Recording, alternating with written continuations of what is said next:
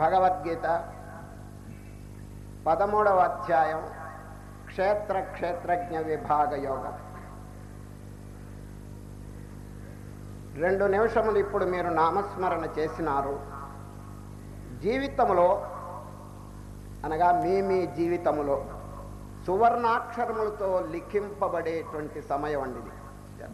తక్కిన సమయం అంతా గాలిలో పోతుందండి, వృథా. Substantial time, constructive time.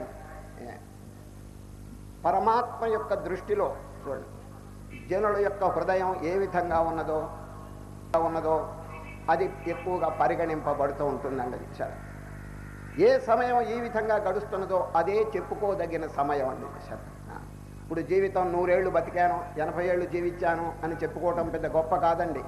Not long life but divine life. దీర్ఘ జీవితం కాదండి మనకు కావాల్సింది, దివ్య జీవితం. కొద్ది సంవత్సరాలు బతికినా ఆ దైవ సన్నిధిలో, దైవ వాతావరణంలో, ఆధ్యాత్మికమైన వాతావరణంలో మనం జీవించడం చాలా ఉత్తమం అండి. ఎందుకంటే ఇటువంటి జీవితం మళ్ళా వస్తుందో లేదో చెప్పలేము. ఇది చాలా అనుకూలమైనటువంటిది, తరించటానికి చక్కని సదుపాయములు కలిగినటువంటిది జన్మండిది. సరే, నిచ్చెన ఒక మేడెక్కాలనుకోండి, ఏం కావాలి మనకి? మెట్లైనా కావాలి, నిచ్చెనైనా కావాలి కదండి. ఈ మానవ జన్మ ఎటువంటిదంటే మోక్షం అనేటువంటి సౌధం అనగా భవనాన్ని ఎక్కటానికి ఇది నిచ్చెన వంటిదండి. ఎవరు చెప్పినారు? విష్ణు భగవానుడు గరుత్మంతునికి చెప్పారండి, గరుడ పురాణం. అది సోపానభూతం మోక్షస్య మానుష్యం ప్రాప్య దుర్లభం యస్తారయతి నాత్మానం సభవేదాత్మఘాతకః. నిచ్చెన దొరికినా కూడా ఎవరు మేడ ఎక్కలేదో వారి యొక్క తెలివి ఏమని చెప్పాలి చెప్పండి. మోక్షం అనే సౌధం అధిరోహించడానికి చక్కని సోపానం అనగా నిచ్చెన మనకి ఏర్పాటు చేసినారు. ఏది మానవ జీవితం.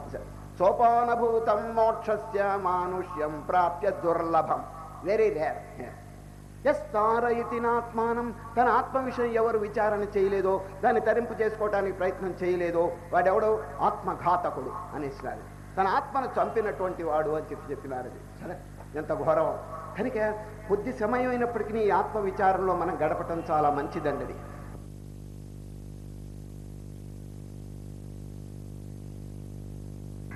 ఈ రోజు మొదలుకొని ఆత్మ విచారణ ప్రారంభం అవుతున్నదండి. ఇంతవరకు కర్మయోగాన్ని గురించి, భక్తి యోగాన్ని గురించి మనం విచారణ చేసినాం. ఇది సర్వసామాన్యంగా అందరికీ అందుబాటులో ఉందండి. ఈ రోజు నుంచి మొదలుకొని చెప్పేటువంటిది జ్ఞాన విషయం అండి. నిగూఢమైనటువంటి మోస్ట్ సటిల్ సబ్జెక్ట్. ఇది తెలుసుకోవాలంటే ఎంతో ఏకాగ్రత, శ్రద్ధ, విశ్వాసం అవసరం అండి. ఎందుకంటే అనేక జన్మార్జితమైనటువంటి ఈ దుర్వృత్తులు, దుస్సంస్కారములు, దుర్వాసనలు హృదయంలో ఉన్నాయండి.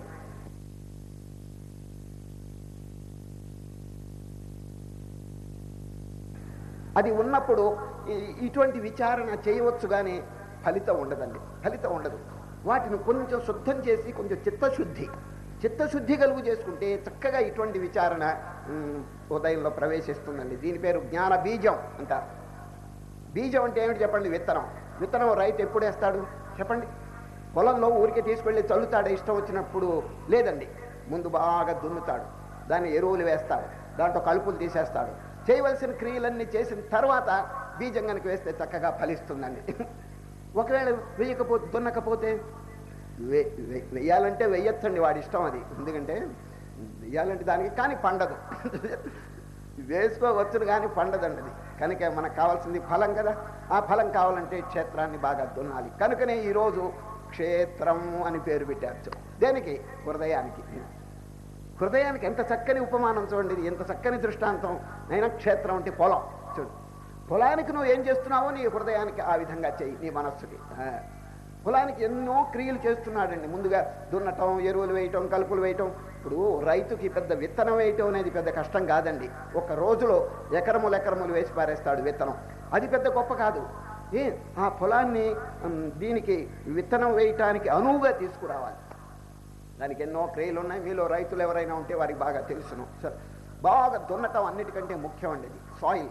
ఆ సాయిల్ కఠినంగా ఉంటే మాత్రం దాంట్లో ఒకవేళ విత్తనం వేసిన నిరుపయోగం అయిపోతుందండి. తర్వాత ఇప్పుడు చూడండి, ఎన్నో ఎరువులు వచ్చినాయి కొత్తగా. ఆ ఎరువులు కనుక వేస్తే ఇంకా బాగా ఫలితం వస్తుంది. ఈ విధంగా ముందు చేయవలసిన క్రియాకలాపాలు చాలా ఉన్నాయండి. అదేవిధంగా ఈ హృదయంలో విత్తనం వేయటం అంటే ఏమిటి చెప్పండి? జ్ఞాన విచారణ. భగవానుడు నేను రెడీగా ఉంటాను వారి హృదయంలో విత్తనం వేయటానికి అని మొన్న 10వ అధ్యాయం విభూతి యోగంలో చెప్పారు. I shall be ready. ఈ విత్తనం వేయటానికి నేను సిద్ధంగా ఉంటాను. But first purify your heart. అది భక్తిని చక్కగా అభివృద్ధి చేయండి. తేషాం సతతయుక్తానాం భజతాం ప్రీతిపూర్వకం దదామి బుద్ధియోగం తం ఏన మాముపయాంతి తే. బుద్ధియోగం దదామి, నేను జ్ఞానయోగం తప్పకుండా మీకు ఇస్తాను. ఎవరికి? అందరికీ కాదు, తేషాం, వారికి. సతతయుక్తానాం భజతాం ప్రీతిపూర్వకం. భక్తిని, నిష్కామకర్మను చక్కగా అభివృద్ధి చేసుకుంటూ శ్రద్ధాపూర్వకంగా దైవ ఆరాధన చింతన చేసేటువంటి వారికి నేను జ్ఞాన బీజం ఇస్తానన్నారు. అది చేయకపోతే చెప్పండి, ఆ జ్ఞాన బీజం వారు ప్రసాదించరు కదా. వారు ప్రసాదించబోతే హృదయం ఎట్లా ఉంటుంది చెప్పండి? కఠినంగా ఉండిపోతుంది. ఏమి మోక్షానికి ఉపయోగంగా ఉండదండి. అందుచేత మోక్షం పొందాలనేటువంటి తీవ్రమైన అభిలాష ఎవరికైనా ఉంటే ముందు ప్రిపరేషన్స్, క్వాలిఫికేషన్స్ ఇవి సంపాదించాలి. ఏది? సాధన చతుష్టయం అంటారండి. సాధన చతుష్టయం 4: వివేకము, వైరాగ్యము, ఇంద్రియ నిగ్రహము, ముముక్షత్వం. అంటే మోక్షం పొందాలనే తీవ్ర అభిలాష. దీన్ని పారిభాషిక పదాల్లో చెప్పాలంటే అది కూడా చెప్తున్నాను వినండి. నిత్యానిత్య వస్తు వివేకము, ఇహాముత్రార్థ ఫలభోగ విరాగము, క్షమాది షట్క సంపత్తి, ముముక్షత్వం. సరే, ఈ 4 క్వాలిఫికేషన్స్, అర్హతలు కనుక లేకపోతే మీరు ఒకవేళ ఆధ్యాత్మిక విచారణ చేసినప్పటికీ పెద్ద ప్రయోజనం ఉండదండి. కనుకనే వ్యాస మహర్షి బ్రహ్మసూత్రంలో మొట్టమొదటి సూత్రం ఏం పెట్టాడు తెలుసండి? అథాతో బ్రహ్మ జిజ్ఞాస.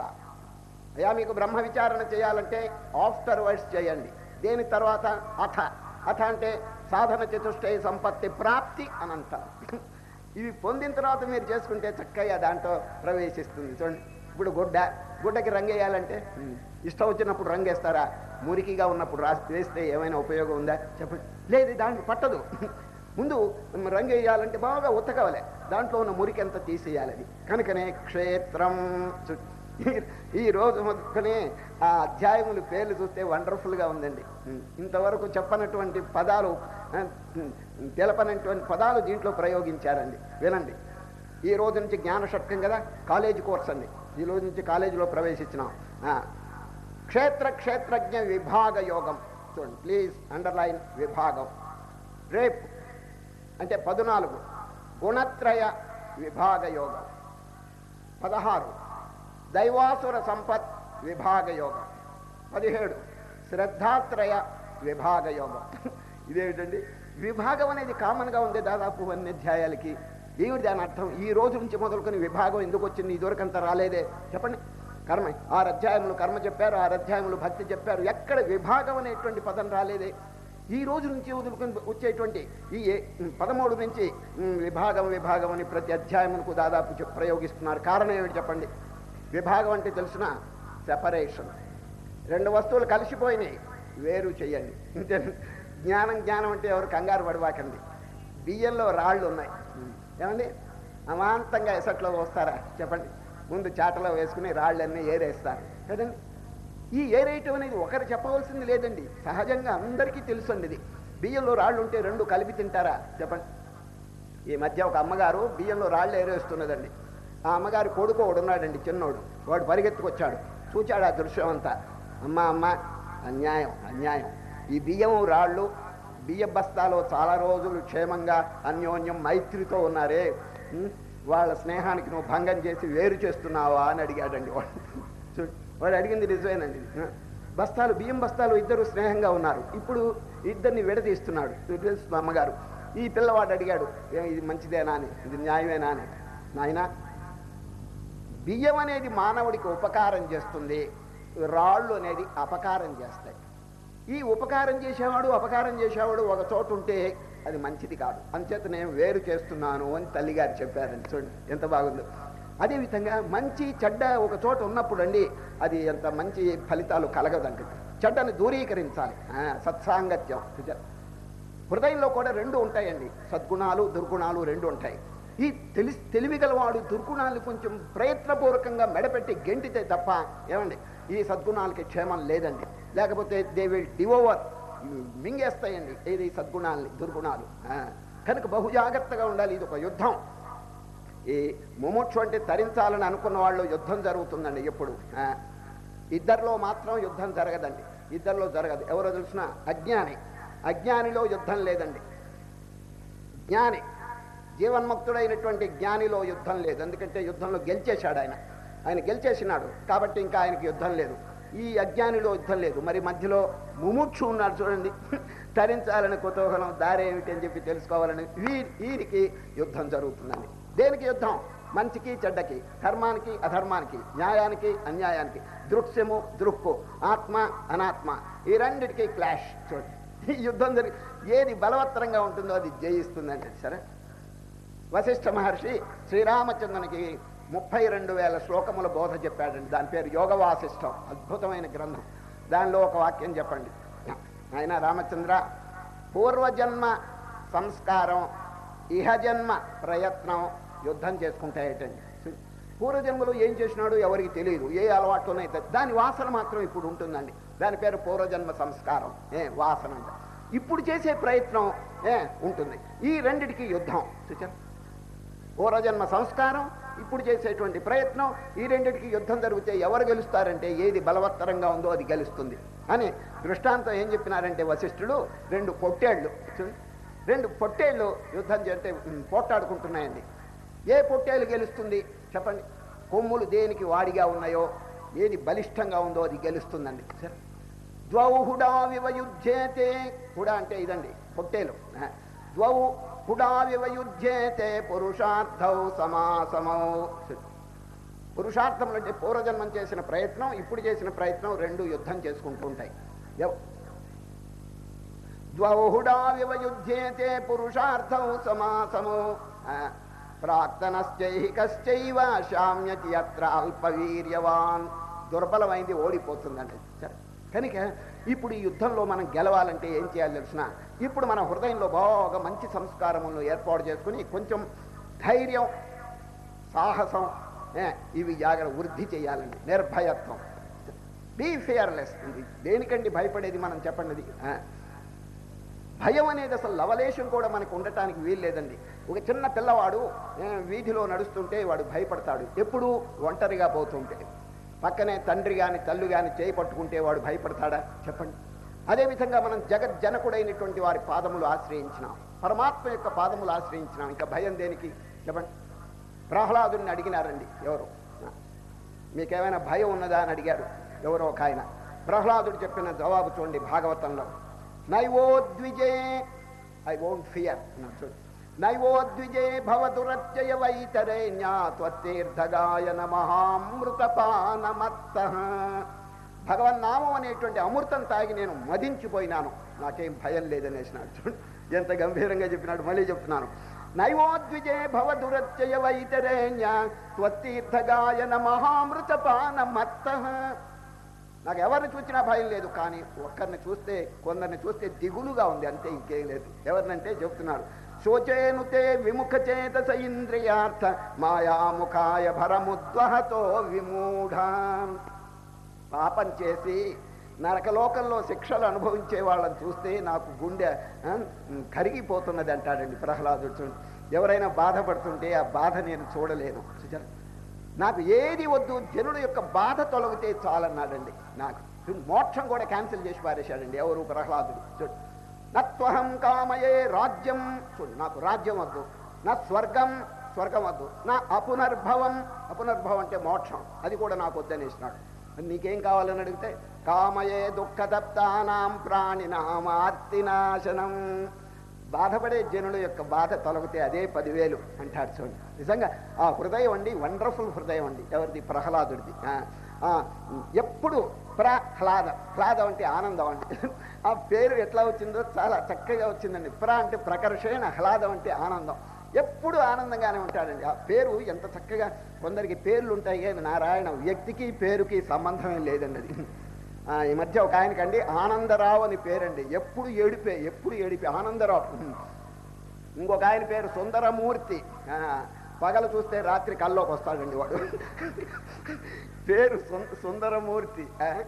ఇంకొక ఆయన పేరండి క్షీరసాగర భట్టు. క్షీరసాగర భట్టు, తాగటానికి మంచినీళ్ళే లేవండి ఇంట్లో. ఆయన పేరు క్షీరసాగర భట్టు. ఈ విధంగా పేరు. ఈ ప్రహ్లాదుడు అట్లా కాదండి, చక్కగా పేరు సార్థకం చేసుకున్నాడు. ఎప్పుడు వారికి, ఎందుకంటే భగవంతుని యొక్క పాదపద్మములను ఆశ్రయించినాను కాబట్టి నాకు భయం లేదంటాడు. చూడు మళ్ళీ ఆ శ్లోకం చెప్తున్నాను, అద్భుతమైన శ్లోకం భాగవతం. నైవోద్విజే భవదురత్యయ వైతరేణ్యా త్వత్తీర్థగాయన మహామృతపానమత్తః శోచేనుతే విముఖచేతస ఇంద్రియార్థ మాయాముఖాయ భరముద్వహతో విమూఢాన్. ఈ శ్లోకానికంటే తెలుగు రాసినారు పోతన. ఆ పోతన ఎంత బాగా ట్రాన్స్లేట్ చేశారో చూడండి. భగవద్దివ్య గుణానువర్తన సుధా ప్రాప్తైక చిత్తుండనై బెగడన్ సంసరణోగ్రవైతరణి భిన్నాత్ములై తావకీయ గుణస్తోత్ర పరాంముఖత్వమున మాయా సౌఖ్యజాలంబులన్ సుగతుల్గాన నిమూఢులంగని మదిన్ శోకింతు సర్వేశ్వర. కానీ ఇదంతా ఎందుకు చెప్తున్నానంటే, రెండు ఒక చోట కనుకుంటే మంచి చెడ్డ, ఈ చెడ్డండి మంచిని నాశనం చేస్తుందండి. అందుచేత హృదయాన్ని పాపరహితంగా, దోషరహితంగా, దుర్వృత్తి రహితంగా చేయటం మన యొక్క కర్తవ్యం. శ్రీకృష్ణ పరమాత్మ ఇదివరకే చాలా చెప్పినారు, ఇక మీదట కూడా అదే చెప్పబోతారండి. సరే, జ్ఞాన విచారణ ఈ రోజు నుంచి లోతులో విచారించారండి. ఇదివరకు ఊరికే సూక్ష్మంగా చెప్పారు. ఎక్కడ? 2 సాంఖ్యయోగం, తర్వాత 4 జ్ఞానయోగం, కొద్దిగా చెప్పారండి. ఈ రోజు నుంచి బాగా డీప్గా దాంట్లో ప్రవేశిస్తారు. ఇది కనుక తెలుసుకుంటే ఇక తెలుసుకోవాల్సింది లేదండి. సరే, యజ్ఞాత్వా నేహభూయోన్యజ్ఞాతవ్యమవశిష్యతే. కృష్ణ పరమాత్మ దీని కనుక తెలుసుకుంటే అర్జున ఇక తెలుసుకోవాల్సింది లేదు. మట్టిని గూర్చి తెలుసుకుంటే కొండాన్ని గూర్చి, చట్టిని గూర్చి, కూజాని గూర్చి తెలుసుకోవాల్సిన పని లేదు. ఎందుకంటే అవన్నీ మట్టి చేత ఏర్పడింది. ఈ జగత్తంతా దేని చేత ఏర్పడింది? ఆ భగవంతుని యొక్క శక్తి వల్ల ఏర్పడింది. భగవంతుని పాదపద్మములు కనుక మనం చక్కగా విచారణ చేస్తే ఇక అంతయు తెలుసుకోబడినట్టే మనకి. చూచారా? యస్మిన్ విజ్ఞాతే సర్వమిదం విజ్ఞాతం భవతి. యస్మిన్ విజ్ఞాతే సర్వమిదం విజ్ఞాతం భవతి. దేన్ని తెలుసుకుంటే ఈ బ్రహ్మాండం అంతా తెలుసుకోబడుతుందో దాన్ని తెలుసుకోవాలి. చూచారా? వాచారంభణం వికారో నామధేయం మృత్తికేత్యేవ సత్యం. అది మృత్తిక సత్యం. మృత్తిక అంటే మట్టి.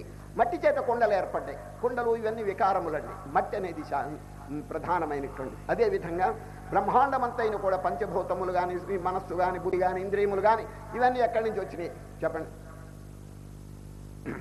ఆత్మన ఆకాశ సంభూత ఆకాశాద్వాయు వాయోరగ్ని అగ్నేరాప అద్య పృథివీ. చూడండి, ఆత్మన ఆకాశ సంభూత. ఈ విధంగా ఆ మహాశక్తి నుంచి ఇదంతా ఆవిర్భవించింది. చిన్న ప్రశ్న అడుగుతాను. రాత్రి స్వప్నం వచ్చింది మీకు, ఎక్కడి నుంచి వచ్చింది చెప్పండి? ఎక్కడి నుంచి వచ్చేది? దానికి కొత్తగా ఉనికి లేదండి. మేలుకున్న వాడిలో అది ఉత్పన్నమైంది. చూచారా? కాబట్టి స్వప్నం యొక్క స్వరూపం ఏంటి? మేలుకున్నవాడే. ఆ మేలుకున్న వాడిలో ఇదంతా ఉన్నదండి. అటువంటిప్పుడు వీడికి ద్వేషము రాగము దేనికి చెప్పండి? స్వప్నంలో ఎవరైనా ఇద్దరు కొట్టుకున్నారనుకోండి, మేలుకున్న తర్వాత కొట్టుకుంటాడా వాడు చెప్పండి? లేదు. మేలుకున్న తర్వాత స్వప్నంలో అందరూ తన స్వరూపమే అయిపోతారండి. ఇది సందర్భం వచ్చింది కాబట్టి చిన్న విషయం. ఎందుకంటే విరాట్ స్వరూపం విశ్వరూపాన్ని కనుక మనం చక్కగా అవగాహన చేసుకుంటే జీవితం అంతా పవిత్రం అయిపోతుందండి. ఇది ఒకరి మీద ద్వేషం కలగదు, బాధ చేయాలనే సంకల్పమే కలగదండి.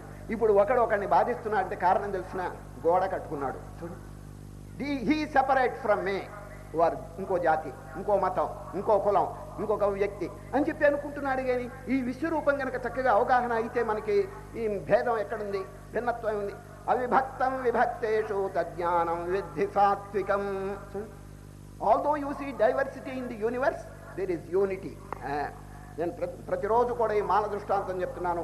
పుష్పాలు వేరుగా ఉన్నాయి కానీ దారం వేరుగా లేదండి. ఆ దారపు దృష్టి కనుకుంటే ఇంకా ఎవరిని బాధిస్తాడు? చిన్న దృష్టాంతం జ్ఞాపకం వస్తున్నది. పశ్చిమ దేశంలో ఒక వక్త అంటే ఏంటంటే ఇంగ్లీష్లో ఆరటర్. ఆయన ఉపన్యాసం చెప్పాడంటే దద్దరిల్లిపోతారండి అందరూ. మీకు తెలుసు ఆయన పేరు. పశ్చిమ జాన్సన్. చూడండి, జాన్సన్ అనేటువంటి ఆయన ఇంగ్లాండ్లోనండి ఉపన్యాసం మొదలుపెట్టాడంటే ఆయన భాష చాలా అద్భుతంగా ఉంటుందండి. ఆయన కనుక ఏదైనా మాట్లాడితే డిక్షనరీ పక్కన లేదే ఎవరికి అర్థం కాదండి. డిక్షనరీ ఉండాలి ఎప్పుడు. అటువంటి పదాలు ప్రయోగిస్తూ పోతాడు. ఎవరు? జాన్సన్. ఆయన జీవితం, ఆయన శిష్యుడు ఒక ఆయన రాశాడండి. ఎవరు?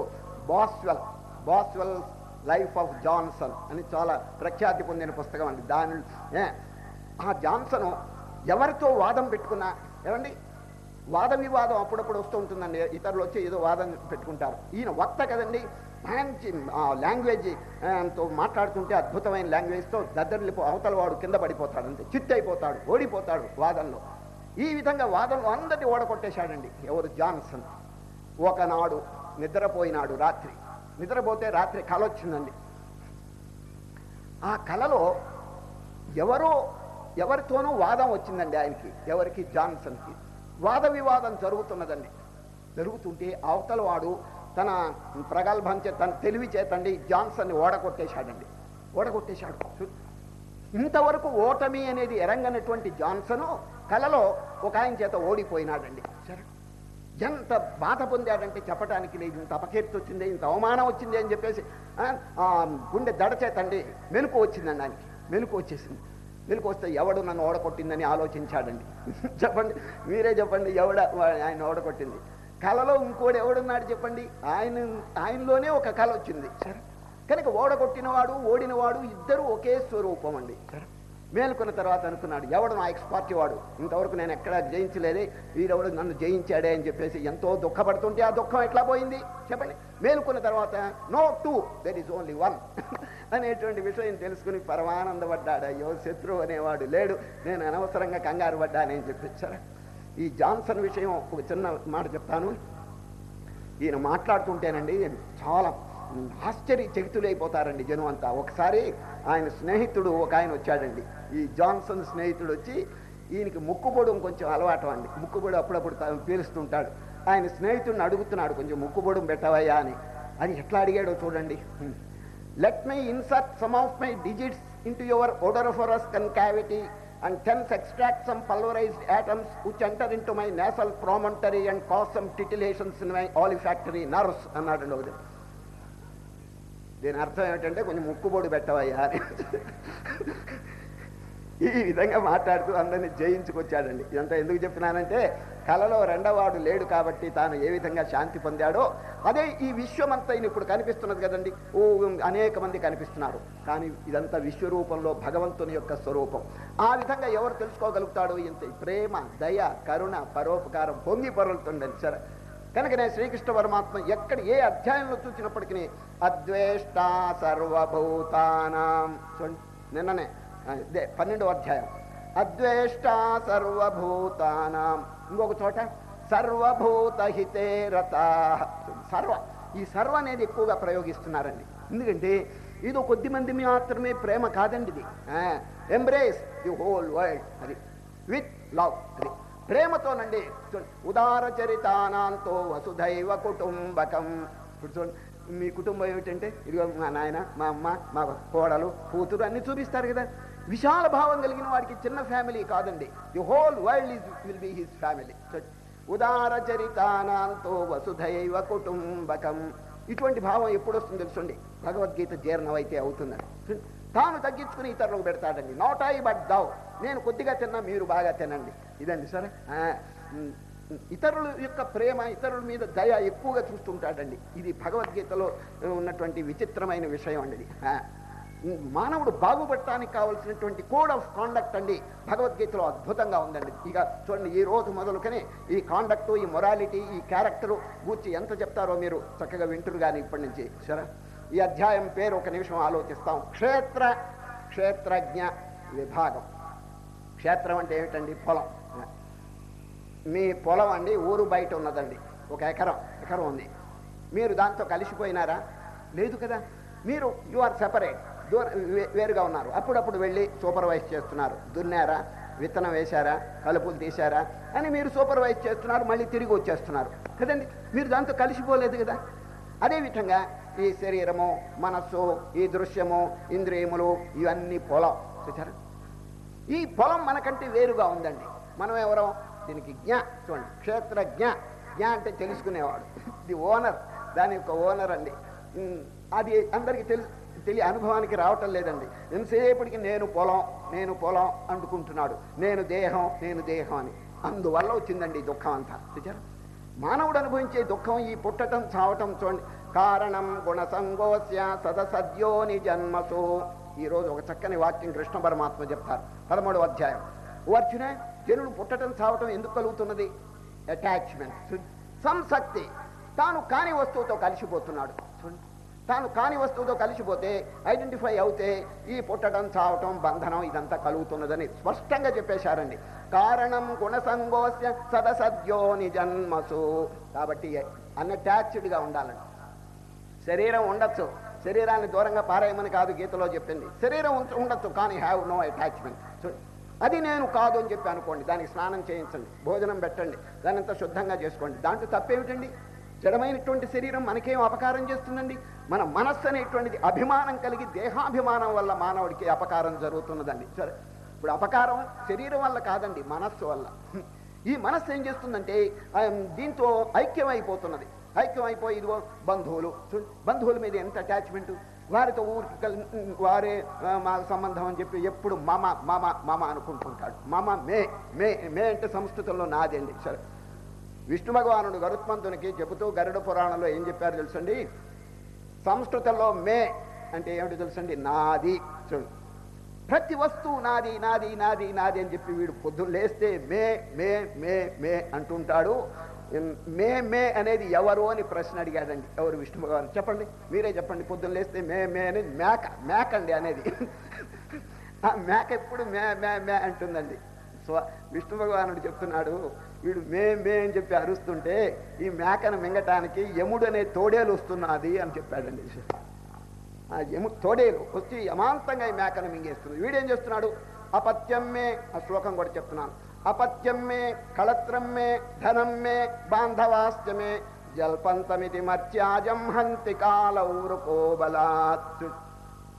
ఈ బంధువులు వీళ్ళందరితో ఏమో పెద్ద మమత్వం పెట్టుకుని వీళ్ళు శాశ్వతం, అయితే మీరు బంధువుల మీద ప్రేమ ఉండకూడదని. అయ్యా, ప్రేమ ఉండటానికి ఏమిటండి? వారి మీద దయ ఉండొచ్చు, ప్రేమ ఉండొచ్చు, వాళ్ళు పోషించవచ్చు, అన్నీ చేయొచ్చండి. ఈ అటాచ్మెంట్ అనేది చాలా ఘోరం అండి.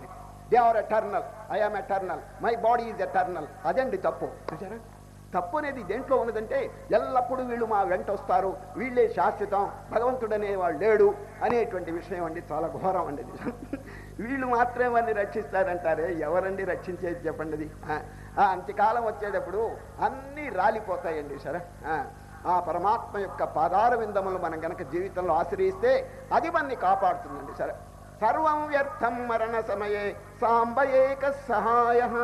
సాంబుడు అంటే పరమాత్మ, ఆ భగవంతుడు ఒక్కడే మనకి హెల్ప్ అండి. మరి జీవితంలో వారిని ఆశ్రయించడం చాలా మంచిది కదా.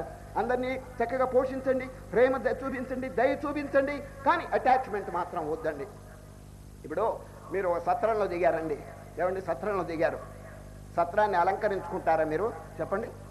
ఎవరైనా తోరణాలు కట్టి, రంగు కాగితాలు కట్టి, ఎవ్వరికి దాని మీద మమత్వం లేదు. ఎందుకంటే పొద్దున్నే వెళ్ళిపోతాడు, అక్కడి నుంచి వెళ్ళిపోతాడు, దాని మీద అటాచ్మెంట్ ఉంటుందండి. అదేవిధంగా ఇప్పుడు రైల్లో మీరు కూర్చున్నారండి, రైల్లో కూర్చుంటే మీ పక్క వాడితో మాట్లాడుతుంటారు, ఏమండి ఏ ఊరి మీది, ఎట్లా ఉన్నారు, భాయ్ భాయ్ అనుకుంటారు. ఎంతసేపు ఆ ప్రేమ చెప్పండి? స్టేషన్ వచ్చే వరకు. స్టేషన్ వస్తే ఎవరి దారి వాడితేనే. అదేవిధంగా సత్రంలో ఎట్లా ఉందో, ఇక్కడ రైల్వే కంపార్ట్మెంట్ ఎట్లా ఉందో అంతేనండి ఈ జీవితాలు. సరే,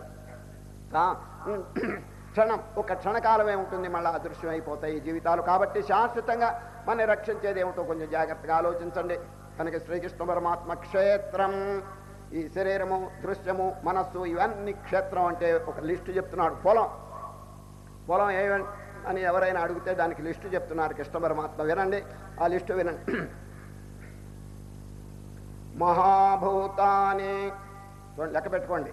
మహాభూతాలు అంటే పంచమహాభూతాలు, ఇవన్నీ కూడా మనం కావండి. క్షేత్రం అంటే దూరంగా ఉన్నాయి. దృశ్యం, మహాభూతాని అహంకారో బుద్ధిరవ్యక్తమేవ చ ఇంద్రియాణి దశైకం చ పంచచేంద్రియ గోచరా ఇచ్ఛాద్వేష సుఖం దుఃఖం సంఘాతశ్చేతనాధృతి ఏతత్క్షేత్రం. పెద్ద లిస్టు చెప్పి ఇదంతా మీరు కాదు అనేసినాడండి సార్. మరి మన స్వరూపం ఏమిటో ఇప్పుడే చెప్పబోతారు, దాంట్లో ప్రవేశిస్తాం. క్షేత్రం అంటే మనం కాని వస్తువు. క్షేత్రజ్ఞ అంటే దాన్ని తెలుసుకునేది అంటే ఏమిటి? మనలో ఉండేటువంటి సాక్షి. అది ఎవరు? క్షేత్రజ్ఞం చాపి మాం విద్ధి సర్వక్షేత్రేషు భారత. అర్జున, అన్ని క్షేత్రములో క్షేత్రజ్ఞుడు అంటే క్షేత్రములు తెలుసుకునేటువంటి ప్రత్యేగాత్మ నేను అన్నట్టు. ఇప్పుడు మీలో సాక్షి, వారిలో సాక్షి, రాక్షసుల్లో, దేవతల్లో, క్రిమికీటకాదుల్లో సాక్షి, వారంతా భగవంత్ స్వరూపం, అంతా ఒకటే స్వరూపం అండి, భిన్నత్వం లేదండి. సాక్షి, వ్యక్తుల్లో భేదం ఉన్నదే కానీ సాక్షిలో భేదం లేదండి. ఇప్పుడు చూడండి, ఇక్కడ కొన్ని వేల మంది కూర్చున్నారు, ఏమండి? ఒక్క లైటు అందరినీ ప్రకాశింపజేస్తున్నది, చూచారా? ఒక్క దీపం, భగవంతుడు ఆ విధంగా ఉంటాడు. ఈ ప్రపంచం అంతా నాటకం, ఈ నాటకంలో నుండి ప్రకాశింపజేస్తున్నది ఒక దివ్యమైనటువంటి జ్యోతి, సత్ చిత్ ఆనందం. అదండి నాటకంలో దీపం ఏ విధంగా ప్రకాశింపజేస్తుందో ఆ విధంగా ప్రకాశం, కానీ తగులుకోవటం లేదు. ఈ సభతో తగులుకోవటం లేదండి. ఇప్పుడు ఇక్కడ ఎవరైనా దుఃఖిస్తే అది దుఃఖించట్లేదు, నవ్వుతే అది నవ్వటం లేదు, దానికి ఏం వికారములతో సంబంధం లేదు. కనుకనే క్షేత్రజ్ఞ, క్షేత్రమును చూస్తూ దాన్ని ప్రకాశింపజేస్తున్నాడు, కానీ తగులుకోవటం లేదు. ఇదం శరీరం కౌంతేయ క్షేత్రమిత్య విధీయతే. మొట్టమొదటండి అర్జునులు వారు 6 ప్రశ్నలు అడుగుతారండి అధ్యాయం మొదట. ప్రకృతిం పురుషం చైవ క్షేత్రం క్షేత్రజ్ఞమేవ చ ఏతద్వేదితుమిచ్ఛామి జ్ఞానం జ్ఞేయం చ కేశవ. కృష్ణ, ప్రకృతి అంటే ఏమిటి? పురుషుడు అంటే ఎవరు? జ్ఞానం అంటే ఏమిటి? జ్ఞేయం అంటే ఏమిటి? ఎవరు? జ్ఞేయం అంటే ఏమిటి? ఈ విధంగా ప్రకృతిం పురుషం చైవ క్షేత్రం అంటే ఏమిటి? క్షేత్రజ్ఞుడు అంటే ఎవరు? 6 ప్రశ్నలు. ఇక ఒక్కొక్క దానికి సమాధానం చెప్తారు. అదేనండి ఈ అధ్యాయం యొక్క సారం. ఇదం క్షేత్రం అంటే ఈ శరీరము, దీనికి సంబంధించిన అన్ని ఇందాక లిస్టు చెప్పలేదు, ఇవన్నీ క్షేత్రం అంటే పొలం. ఇదం శరీరం కౌంతేయ క్షేత్రమిత్య విధీయతే ఏతద్యో వేత్తి తం ప్రాహు క్షేత్రజ్ఞ ఇతి తద్విదః. దీన్ని చూచేవాడెవరంటే అందరిలో ఒకడే, వేరువేరుగా లేరండి. క్షేత్రజ్ఞం చాపి మా విద్ధి సర్వక్షేత్రేషు భారత. సర్వక్షేత్రేషు, ప్లీజ్ అండర్లైన్ సర్వ. ఇది ఒకరిలో కాదండి సాక్షి, అందరిలో కూడా సమానంగా ఉన్నారు. కాబట్టి సర్వధీ సాక్షిభూతం, అది సరైనటువంటి విశేషణం అండి భగవంతునికి. సర్వధీ సాక్షిభూతం, కనుక భగవన్ ఎవరికైనా అపకారం చేస్తే చూడండి ఎంత ఘోరం జరుగుతుందో. అది సాక్షాత్ భగవంతునికి అపకారం చేసినట్టు అవుతుందండి, అది దేవునికి అపచారం అవుతుందండి. కనుక కొంచెం జాగ్రత్తగా విచారించి ఈ క్షేత్రజ్ఞం రెండింటిని విభజించేటువంటి కెపాసిటీ మనం సంపాదించాలి. రెండు వస్తువులు కలిసిపోయినాయి. ఇప్పుడు చూడండి, ఇంట్లో ఇద్దరు అసలు వాళ్ళు దొంగ కలిశాడండి, మీరు ఒప్పుకుంటారా చెప్పండి? ఎవడైనా దొంగవాడు కొత్తవాడు కనుక వచ్చి మీ ఇంట్లో కాపరం ఉంటానంటే మీరు ఒప్పుకుంటారా? చూడండి, ఒప్పుకోరు. ముందు వాటిని డీటెయిల్స్ అంతా కనుక్కుని తర్వాత అన్ని మెడపెట్టి గంటి అవతలు వారేస్తారు. పోవయ్య సత్రంలో ఎక్కడన్నా ఉండమంటారు, ఇంట్లో వద్దు. చూసారు, సామాన్యంగా ఇట్లా జరుగుతున్నప్పుడు మన హృదయంలో ఎందుకు రప్పించాలి చెప్పండి? దీనికి కారణం ఏమిటి? నిద్ర, బద్ధకం, సోమరితనం. అనేక జన్మల నుంచి వీడు నిద్రపోతున్నాడు, సోమరితనం, అజ్ఞానంలో పడిపోయినాడు. ఈ దొంగలంతా వచ్చి కాపరం ఉంటున్నారు, వెళ్ళటం లేదండి. నిన్న చెప్పలేదండి, ఒక అల్లుడు గారు కదలకపోతే ఏదో గొడవ అయిపోయింది కదండి. ఇది ఈ విధంగా వెళ్ళండి అంటే వెళ్ళకపోతే ఏం చేయాలి చెప్పండి? అది ఏదో ప్రయత్నం చేత ఉపాయం చేత వాళ్ళని బయటికి సాగనంపాలి. ఇంకా వేరే గమనార్థంతు రక్షసాం ఆగమార్థంతు దేవానాం గమనార్థంతు రక్షసాం. కనుక హృదయాన్ని ముందు పవిత్రం చేసుకుంటే గాని జ్ఞాన బీజం అనేది దాంట్లో ప్రవేశించదని శ్రీకృష్ణ పరమాత్మ ఆలోచించి జ్ఞానం అనేటువంటి పేరుతో అనేక సుగుణములు చెప్తున్నారండి. ఈరోజు నిన్నటి దినం 26 సుగుణములు చెప్పారు, ఈరోజు 20. అమానిత్వమదంభిత్వం అహింసా క్షాంతిరాజ్యం. ఇప్పుడే దాని గురించి విచారణ చేస్తాం. శుద్ధం చెయ్యండి. పొలాన్ని శుద్ధం చేయకుండా మీరు విత్తనం వేస్తే ఎంత నిరుపయోగమో, అదేవిధంగా హృదయంలో ఈ దుర్గుణములను పోగొట్టకుండా ఎన్ని ఇతరమైనటువంటి చేసినప్పటికీ ఉపయోగం లేదు, మీకు శాంతి కలగదని చెప్పి శ్రీకృష్ణ పరమాత్మ చెప్తున్నారు. చూడండి, కనుక ఇప్పుడు ముఖ్యంగా మనం నేర్చుకోవాల్సింది క్షేత్రం అనేటువంటి పదంతో పొలానికి చేసిన పని హృదయానికి చేయాలి. ఏం చేస్తున్నాం? పొలానికి బాగా దున్నుతున్నారు. మీ హృదయాన్ని దున్నినారా? దున్నటం అంటే సాధన చేసి దాంట్లో ఉన్నటువంటి చెడ్డ గుణాలని తీసేయాలి. ఎంతంత దున్నితే రైతుకి అంతంత ఫలితం వస్తుందండి. ఒక ఊళ్ళో జరిగిన విషయం చెప్తాను. ఒక రైతు ఉన్నాడండి, ఎకరం పొలం ఉందండి ఊరు బయట. ఆ ఎకరంలో వరి కానీ జొన్న కానీ ఇతర ధాన్యాలు వేయటం లేదండి, చెరుకు. ఆ కొంతకాలం వేసాడు, చెరుకులో కూడా పెద్ద ఇది లేకపోతే ద్రాక్ష పెట్టాడండి. ద్రాక్ష పెడితే మంచి లాభాలు వస్తున్నాయండి వాడికి. అందుచేత ఎంత ఖర్చు అయినప్పటికీ బాగా దున్నిస్తాడండి. 500 రూపాయలు పెట్టి దున్నిస్తాడు వాడు ఒక ఎకరాన్ని. బాగా దున్నించి ద్రాక్ష విత్తనం దాంట్లో పెడతాడు. గుత్తులు కాసి వాడికి ఎంతో ఆదా వస్తున్నదండి. వారి కుటుంబానికి కాకుండా ఇంకా మిగిలిపోతున్నదండి డబ్బు. అప్పుడు ఈ విధంగా జరుగుతుంటే ఏమైంది తెలుసండి, ఆ గ్రామంలో 2 పార్టీలు ఏర్పడి కొట్లాడుకున్నారండి. ఒక పార్టీలో ఈ రైతు చేరాడండి. చేరి అవతల పార్టీని కొట్టారు. వాడు సీరియస్గా దెబ్బలు తగిలిని అందరినీ అరెస్ట్ చేసి విచారణ చేసి వీడికండి 2 సంవత్సరాలు జైలు శిక్ష వేశారండి. ఎవరికి? రైతుకి. 2 సంవత్సరాలు జైలు శిక్ష వేస్తే జైల్లో కూర్చున్నాడు. ఇంటి దగ్గర ఎట్లా గడుస్తుంది చెప్పండి కుటుంబం? భార్య చాలా దుఃఖిస్తున్నది. 500 రూపాయలు ఉంటే కానీ ద్రాక్ష తోట దున్నటానికి లేదే, దున్నకపోతే విత్తనం వేసినా కూడా నిరుపయోగమే. ఆయన గారు వెళ్ళి అక్కడ కూర్చున్నాడు. ఎట్లా అని చెప్పి ఆలోచిస్తూ భర్త గారికి ఉత్తరం రాసిందండి జైల్లో. ఏమండి, మీరు చేయరాని పని చేసి అక్కడ వెళ్ళి కూర్చున్నారు, కుటుంబ విషయం ఏమంటారు?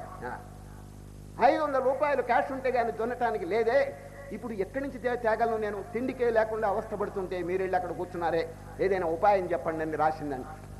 భర్త గారు జైల్లోంచి జవాబు ఇచ్చాడు, అమ్మా నీవేం దిగులు పడద్దు, మన పొలానికి ఈశాన్య భాగంలో తవ్వి చూడు, ఒక బంగారపు చెంబు దాచిపెట్టాను నేను అన్నాడు. బంగారపు చెంబు అక్కడ ఈశాన్య భాగంలో దాచిపెట్టాను, అది తవ్వుకుని దాన్ని అమ్ముకుని లక్షణంగా మీ కుటుంబాన్ని అవన్నీ కూడా చక్కగా పోషించుకోండి అని చెప్పి అక్కడి నుంచి జాబు రాశాడండి. ఎవరు? భర్త. అయ్యా, మనం జాబులు రాస్తే ఎవరు చదవరు, కానీ జైల్లో రాస్తే దొంగలు అది సూపరింటెండెంట్ చదువుకుంటాడండి ముందుగా. ఆ సూపరింటెండెంట్ చదివితే బంగారపు చెంబు లక్షలు ఖరీదవుతుంది. ఎక్కడి నుంచి వచ్చింది ఈ గోల్డ్? ఈ కంట్రోల్ ఉంది కదా, అది ఎక్కడి నుంచి సంపాదించాడు ఇంత బంగారం? తెలుసుకుంటే మంచిదని అసలు ఆ చెంబు ఎట్లా ఉన్నదో చూడాలని 10 మంది పోలీసు వాళ్ళు 10 మడకలంటే నాగేళ్లు తీసుకుని బయలుదేరాడండి. ఎకరం అంతానండి అడుగు లోతు దున్ని పారేశాడండి. 4 సార్లు బాగా దున్నాడండి. దున్నితే బంగారపు చెంబు లేదు, పాడు లేదండి, దొరకలేదండి. ఇంకా దొరకపోతే ఏం చేస్తారు? పోలీసులు వెళ్ళిపోయినారండి. భార్య గారు జాబు రాసింది, ఏమండి ఒక్క పైసా ఖర్చు లేకుండా పోలీసులు దున్ని పారేశారు అన్నారు. ఆయన జవాబు ఇచ్చాడు, లక్షణంగా పైరు పెట్టుకుని బతకండి అన్నాడు. బతకండి. చూడండి, వాడు జైల్లో కూర్చుని పోలీసుల చేత పని చేయించాడు. చూడండి వాడు వాడికి ఎంత నాక్కు ఎంత జిత్తు చూడండి, వాడికి అసలు బంగారు చెంబా పాడా ఏమీ లేదండి. ఇదంతా ఎందుకు చెప్పినానంటే ఎంత దున్నితే అంత ఫలితం వస్తుందండి. అది కనుకనే క్షేత్రం అనేటువంటి పదం చాలా సమయోచితంగా ఉందండి. అది ఏది ఈ హృదయానికి క్షేత్రం. అది క్షేత్రజ్ఞ విభాగం అని చెప్పి చక్కగా ప్రారంభిస్తూ ఇప్పుడు సద్గుణములు 20 సద్గుణం. ఇదివరకు ఎన్ని చెప్పినారు చెప్పండి? ఈ 12వ అధ్యాయం 26 ఏమిటి చెప్పండి? అద్వేష్ట సర్వభూతానాం మైత్ర కరుణ ఏవచ నిర్మమో నిరహంకార సమదుఃఖ సుఖక్షమే. ఈ విధంగా 26 చెప్పినారు. ఇప్పుడు కొత్త లిస్టు ప్రారంభం అవుతున్నదండి. చూడండి. అమానిత్వమదంభిత్వం అహింసా క్షాంతిరార్జవం. ఇదంతా ఎందుకో తెలుసునండి, క్యారెక్టర్ బిల్డింగ్. అది without the building of character it's impossible to realise God. దేవుణ్ణి పొందాలని అందరికి అభిలాష ఉంది కానీ but what is the way to reach God చెప్పండి. ఇప్పుడు శ్రీకృష్ణ పరమాత్మ జ్ఞానము జ్ఞేయం అని చెప్తాడు. జ్ఞేయం అంటే గాడ్, దేవుడు అనగా జ్ఞేయం. జ్ఞానము the way to reach God. అందరూ దేవుడు దేవుడు అని చెప్పి నాకు కావాలి దేవుడు అని చెప్పి అంటున్నారు కానీ but how to reach God? వారిని పొందటం మంచిది. ఎట్లా పొందగలరు మీరు? ఇప్పుడు చెప్పండి, విజయవాడ వెళ్ళాలి. విజయవాడని ఊరికి అనుకుంటూ ఉంటే ఎట్లాగండి? What is the way to reach Vijayawada?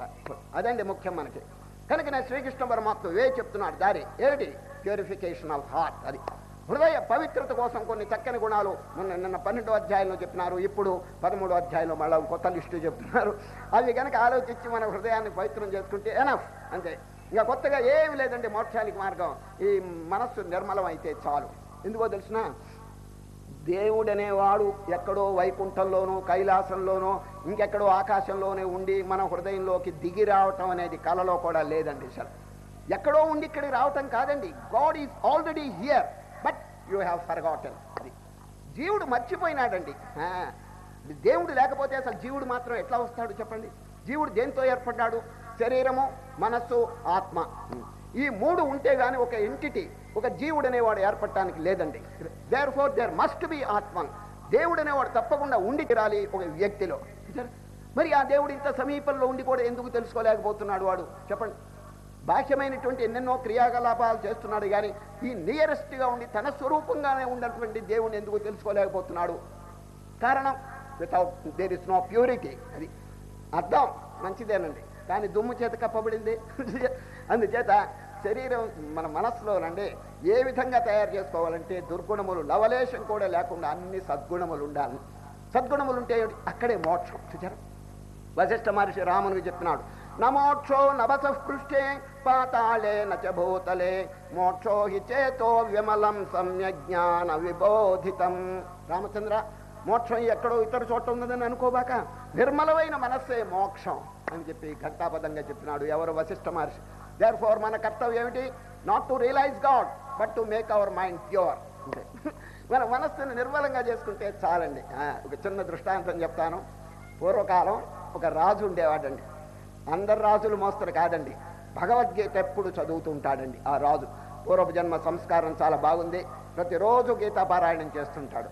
ఆయనకు ఒక సంకల్పం కలిగింది. ఏమిటంటే ఆనాడు యుద్ధక్షేత్రంలో రథం మీద కూర్చుని కృష్ణ పరమాత్మ అర్జునుడికి బోధిస్తున్నటువంటి దృశ్యం నా ఇంట్లో గనక చిత్రం వేసుకుంటే బొమ్మ ప్రతిరోజు దర్శనం చేసుకుని గీతా దర్శనం ఎంతో ఆనంద పొందుతాననే అభిప్రాయం కలిగిందండి. ఎవరికి? ఈ రాజుగారికి. వెంటనే మంత్రిని పిలిచాడు. మంత్రి గారు, మన దేశంలో ఉన్నటువంటి పెయింటర్స్ అంటే చిత్రకారులందరినీ పిలిచి పరీక్ష పెట్టండి. ఇద్దరిని ఎన్నుకోండి.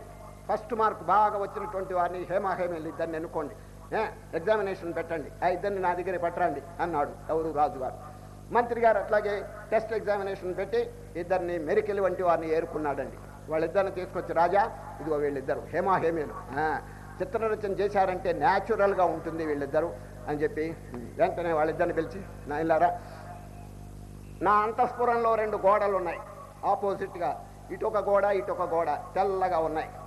మీరేం చేయాలంటే గీతా చిత్రం, రథం మీద కూర్చొని కృష్ణ పరమాత్మ అర్జునుడికి బోధ చేస్తున్నటువంటి గీతా బోధ చేస్తున్నటువంటి దృశ్యం, ఇటు గుర్రాలు అటు సైన్యం ఇవన్నీ కూడా దాంట్లో చిత్రించాలి. 6 మాసములు టైం ఇచ్చినాను. మీ ఇద్దరిలో ఎవరికి ఫస్ట్ మార్క్ వస్తుందో అనగా ఎవరి యొక్క చిత్రం అద్భుతంగా ఉంటుందో 5,000 రూపాయలు పారితోషికం ప్రైజ్ అని డిక్లేర్ చేశాడండి. 5,000 రూపాయలు పారితోషికం ప్రైజ్ వస్తుందని చెప్పేశారు. ఇక చూడండి, ఈ 6 మాసములు మీరు ఇళ్ళకి వెళ్తే వెళ్ళొచ్చు, లేకపోతే ఇక్కడే భోజనం, రాజభోజనం పెడతానన్నాడు. మీకు కావాల్సిన రంగులు ఇవన్నీ కూడా నేను సప్లై చేస్తానన్నాడు. చూడండి, ఇద్దరు డివైడ్ చేసుకున్నారు. ఈ గోడ ఈయన తీసుకున్నాడు, ఈ గోడ ఇంకొక ఆయన తీసుకున్నాడు. చూడండి, ఒక టైం ఫిక్స్ చేసినారు. అప్పటి నుంచి మొదలు పెట్టారండి ఇద్దరు. మొదలుపెట్టి ఈయన ఎంత చక్కగా గీస్తున్నాడంటే బొమ్మ 6 నెలలు కదండి. ఈ 6 నెలల లోపల మోస్ట్ న్యాచురల్గా ఆ భగవద్గీత చిత్రం అంతా వేశాడండి ఈయన. 6 నెలలు పూర్తయిన తర్వాత అండి జడ్జెస్ వచ్చారండి, 4 జడ్జెస్. న్యాయం అంటే ఫస్ట్ మార్కు ఎవరికి అని చెప్పి సెటిల్ చేయడానికి న్యాయ నిర్ణేతలు 4 వచ్చారండి ముందు. అయితే ఇటువైపు కర్టెను, ఇటువైపు కర్టెను అంటే తెర వేశారండి. ఎందుకంటే వీడు వేసిన బొమ్మ వాడు కాపీ చేస్తాడేమో అని. ఆ పూర్వకాలం కూడా కాపీలు ఉన్నాయండి. అందువల్ల తెర వేసేశారండి. తెర వేస్తే వీడు బొమ్మ వీడు, వాడి బొమ్మ జడ్జెస్ వచ్చి ముందు ఇది తెరిచారండి. ఇది తెరిచేటప్పటికి ఆ జడ్జెస్ 4 ఎటువంటి నిర్ణయం చేసినారంటే, ఇక జగత్తులో ఇంతకు మించి ఎవరు వేయలేరు, మోస్ట్ న్యాచురల్, సాక్షాత్ కృష్ణ పరమాత్మ అవతరించినట్టుగానే ఉంది, అర్జునుడు ఇక్కడ ప్రతిష్ఠింపబడినట్టుగా ఉంది, గుర్రాలు ఇవన్నీ కూడా న్యాచురల్గా ఉన్నాయి, ఈయనకే ఫస్ట్ మార్క్ ఇస్తామని చెప్పి జడ్జెస్ మనస్సులో అనుకున్నారండి. మరి వీడిది చూడాలి కదా. వీడి తెర తీసి వీడి పరిస్థితి ఏమిటో చెప్తాను వినండి. వీడు ఈ 6 నెలలు అసలు బొమ్మే గీయలేదండి, బొమ్మే తాకలేదు. ఒక గాజు పెంకు తెచ్చుకున్నాడండి, ఎక్కడో గాజు పెంకు తెచ్చుకుని ఈ గోడంతా రుద్దటం మొదలు పెట్టాడండి. ఊరికే రుద్ది రుద్ది రుద్ది నొన్నగా అద్దం మోస్తరు తయారు చేశాడండి వాడు. వీడు 6 నెలలు చేసిన పని ఏమంటే బొమ్మ గీయలేదండి, బాగా గట్టితనం ఇదంతా కూడా బాగా గరుకుతనం, రఫ్నెస్ అంతా తీసేసి ఎట్లా తయారు చేశాడంటే నొన్నగా అద్దం మోస్తరు తయారు, సాక్షాత్ అద్దమేనండి. అట్లా ఎప్పుడు జడ్జెస్ ఈ తెర తీసేశారో ఈ ఎదురుగుండా ఉన్న చిత్రం ఈ అద్దంలో ప్రతిబింబించిందండి అది. అప్పుడు జడ్జెస్ అనుకున్నారు, ఆహా వండర్ఫుల్ వండర్ఫుల్, వీడు గోడ మీద వేశాడు, వీడు గోడ లోపల వేశాడు రా, వీడు రంగులతో వేశాడు, వీడు రంగులు లేకుండానే వేసి పారేశాడు రా వీడు. This fellow gets the first mark అన్నారండి వాళ్ళు. ఈయనకి ఫస్ట్ ప్రైజ్ ఇచ్చి పంపించారండి. చూచారా ఏమిటండి వీడు చేసిన పని, ఏమైనా బొమ్మ గీశాడా? ఏమి లేదు, గోడను శుద్ధం చేశాడు. అదేవిధంగా బొమ్మ అనేది ఆల్రెడీ ఇక్కడ ఉన్నదండి, మన హృదయంలో బొమ్మ అనేది గీయవలసిన పని లేదు, కృష్ణుడు అక్కడే ఉన్నాడు. చూచారా, మీకు ప్రమాణం ఏంటి? సర్వస్య చాహం హృదయ సన్నివిష్టో మత్త స్మృతిర్జ్ఞానమపోహనంచ. భగవద్గీతలో చూడండి, సమస్త శరీరములో నేను సాక్షిభూతంగా ఉన్నానని గీతలో చెప్పారు కదా. ఉపనిషత్తులు ఏం చెప్తున్నాయి? స్వశరీరే స్వయం జ్యోతి స్వరూపం సర్వసాక్షిణం. స్వశరీరే, నీ శరీరంలోనే సాక్షిభూతంగా ఉన్నాడు అని చెప్పి ఘోషిస్తున్నాయి ఉపనిషత్తులు. ఎవరు చూడగలరు? క్షీణదోషా ప్రపశ్యంతి నేతరే మాయయావృత. పాపం తొలగిన వారు చూడగలరు అని చెప్పి ఉపనిషత్తులు చెబుతున్నాయి. కనుక మనస్సును నిర్మలం చేయటం ఇప్పుడు మనం చేయవలసిన పని. అందుకని శ్రీకృష్ణ పరమాత్మ ఈ మనో నైర్మల్యం కోసం కొన్ని 20 సుగుణములు చెప్తున్నారు, దాని గురించి విచారణ చేస్తాం. ఈ అధ్యాయంలో సారభూతమైన ముఖ్యమైన విషయం ఇదేనండి. తక్కినవి కొన్ని సంక్షేపంగా చెప్తాను. ముందు ఈ గుణాల గురించి బాగా నేర్చుకుంటాం మనం. చూడండి, ఎన్ని గుణాలు చెప్పండి? 20.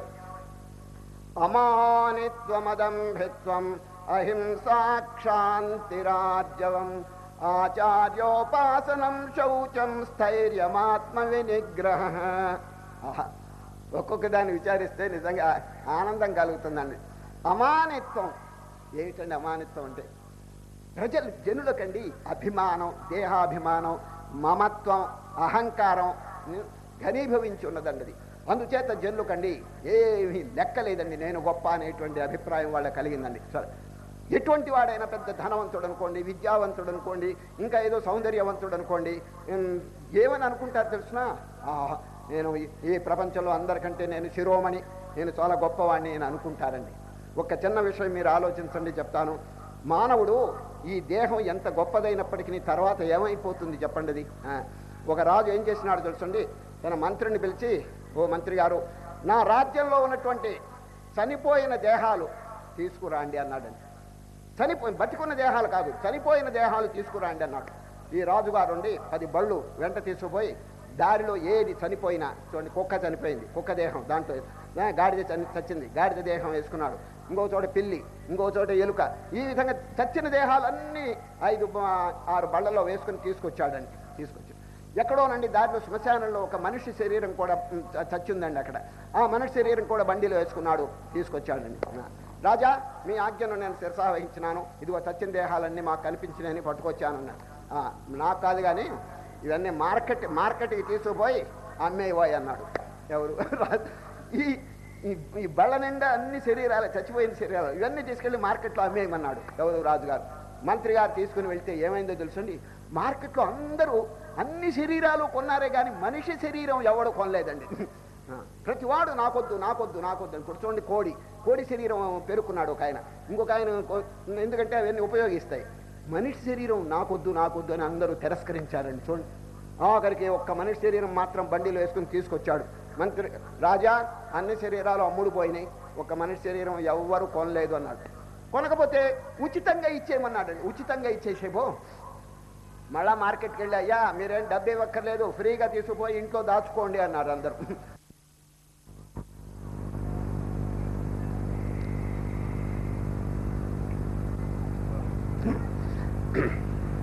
శ్రీకృష్ణ పరమాత్మ 20 సుగుణములు చెప్పుతూ మొట్టమొదట అమానిత్వం, అభిమానము గర్వము ఇవి లేకుండా ఉండవాలని చూడమన్నారు. సరే, దానికి దృష్టాంతం చెప్తున్నాను చూడండి.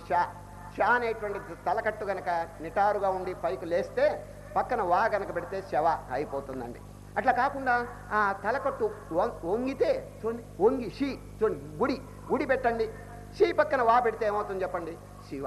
ఆహా, ఎంత భేదం చెప్పండి, శవానికి శివకి ఎంత భేదం.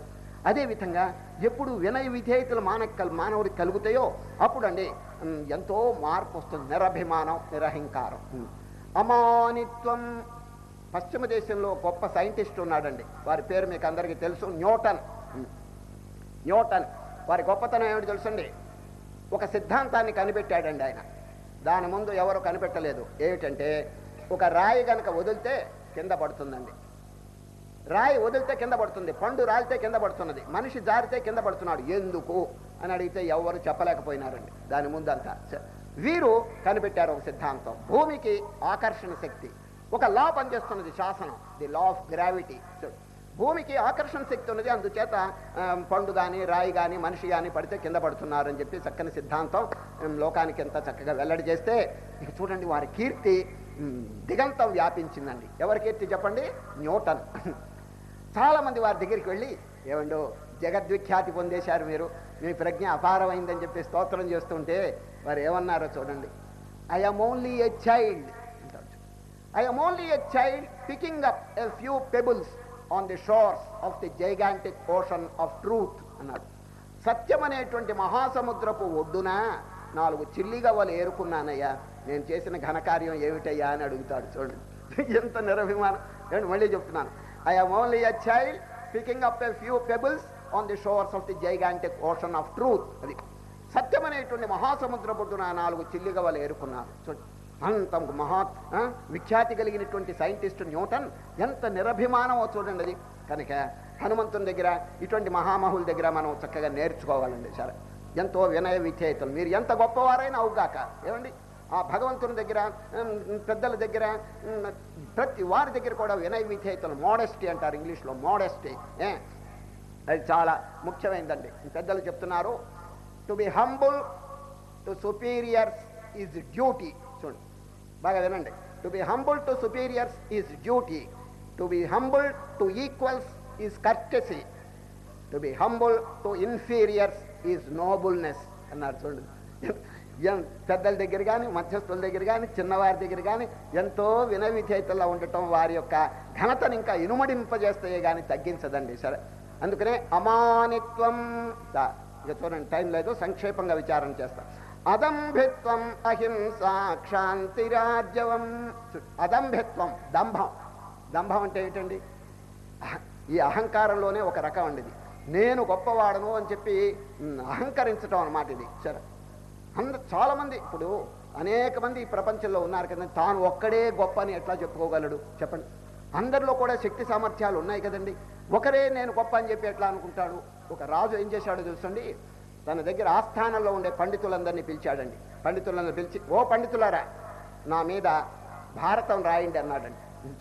నా మీద భారతం రా, ఇదేమిటండి ఆశ్చర్యం? భారతం అనేది ఏదో జరిగినటువంటి సంఘటనే కానీ ఒకరి మీద భారతం ఎవరు రాస్తారండి? ఆయనకి బాగా కొవ్వెక్కిందండి. అహంకారం కలిగి, ఈ దంభం కలిగి పండితులందరినీ ఆజ్ఞాపించాడు. అందరిని పిలిచి, ఓ పండితులారా, నా మీద భారతం రాయండి అన్నాడు. మారు మాట్లాడబాకండి, 6 నెలలు టైం ఇచ్చాను, మీ భోజన సామగ్రి అంతా పంపిస్తాను, నా మీద 18 పర్వాలు భారతం రాయండి అన్నా.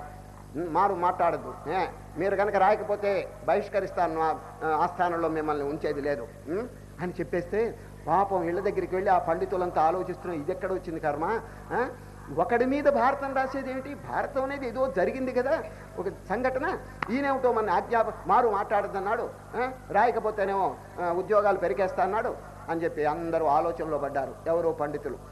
5 నెలలు పూర్తయిందండి. ఈయన గారు భోజన సామగ్రి పంపిస్తున్నాడు, పండితులంతా బాగా శుభ్రంగా భోజనం చేస్తున్నారని. 5 నెలలు అయిన తర్వాత పండితుల నాయకుడిని పిలిచాడండి. ఎవరు? రాజుగారు. ఏమండి, భారతం రాస్తున్నారా? ఎన్ని పర్వాలు పూర్తయింది నా మీద అన్నాడు. స్వామి, కలం పెట్టామండి పేపర్ మీద, 2 సందేహాలు పట్టుకున్నాయి, అందువల్ల మేము ఆ సందేహాలు తీర్చలేక అట్లాగే ఉన్నాం, ఇంతవరకు ఏం మొదలుపెట్టి. ఏమిటి ఆ సందేహం అన్నారు. భారతము పాండవులు 12 సంవత్సరాలు అరణ్యంలో ఉన్నారు, 1 సంవత్సరం అజ్ఞాతవాసం చేశారు, మీరేమో భారతం రాయమన్నారు.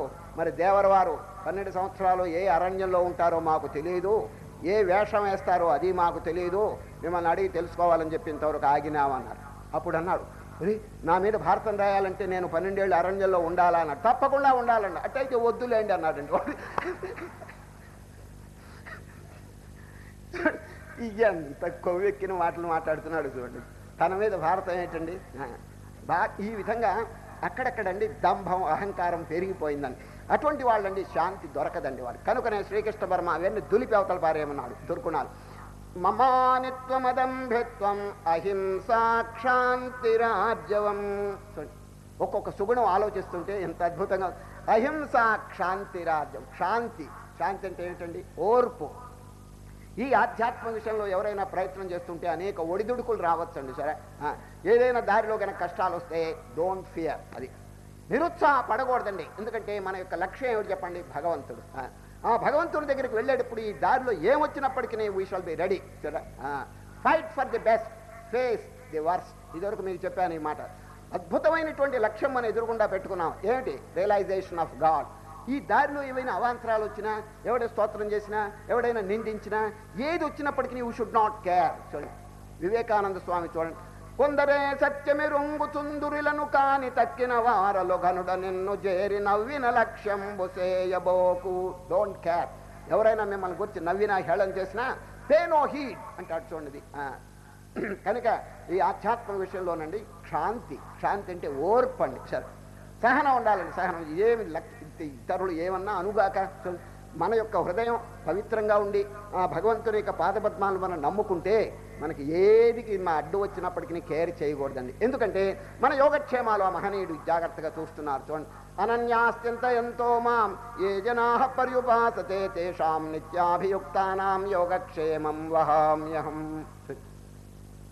పశ్చిమ దేశంలో మీరందరూ పేరు వినుంటారు, సోక్రటీస్. చూడండి, సోక్రటీస్ అనే గొప్ప విజ్ఞానవేత్త, తత్వవేత్త అండి, ఫిలాసఫర్ ఉన్నాడండి. వారు ఎంత గొప్పవారంటే వారి జీవితంలోనండి ఇటువంటి శాంతి మొదలైన గుణాలన్నింటినీ అభ్యసించాడండి ఆయన.